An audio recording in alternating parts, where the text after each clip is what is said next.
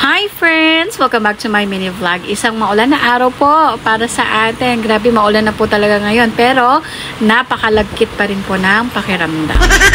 So, for today's video, gusto ko lamang po ipakita sa inyo yung isa sa playmate ng aking anak na si Kuya Cypher. Siya po ay ang aking nephew. And siya po ay anak ng aking kuya. So, ayan. So, madalas ngayong week na to, parang every afternoon or 3 p.m. onwards, pumupunta siya dito para i-check si Miko. Minsan, nakakarating pa doon sa bahay nila yung iyak ni Miko. Kapag naririnig niya yung pupunta yan dito, tapos sasabihin na, Tita Cho, what's wrong with Miko?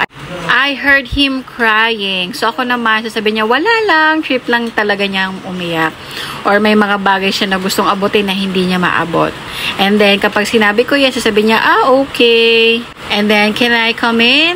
And can I play with him? Ganon. English po kasi talaga yan. Maliban kay Cypher, nandyan din si Ate Arya, si Ate Zia, si Ate Zayli, si Kuya Gio, at minsan si Tito Enzo pa nila. Napapakisuyuan ko na nga rin sila minsan kapag gusto kong hawak muna si Miko or ipabuhat sa kanila si Miko, pabantayan sa kanila si Miko kapag meron akong gagawin lang na importante din.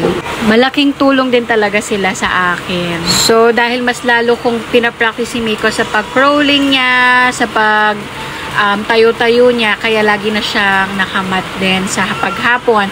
And isa pa, malaking tulong din itong mga pamangkin ko kapag pinupuntahan nila si Miko kasi nakakapagluto ako, nakakapagsaing ako, nakakapaghugas ako, nakakapaglinis ako ng ibang bahagi ng bahay namin at nagagawa ko yung iba pang mga bagay dito sa loob ng bahay.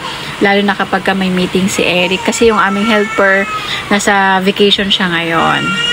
Kahit na 10 years old and 5 years old pa lang sila, naasahan ko na rin talaga sila pagdating kay Miko. So, yun lamang po. Thank you for watching. Babu!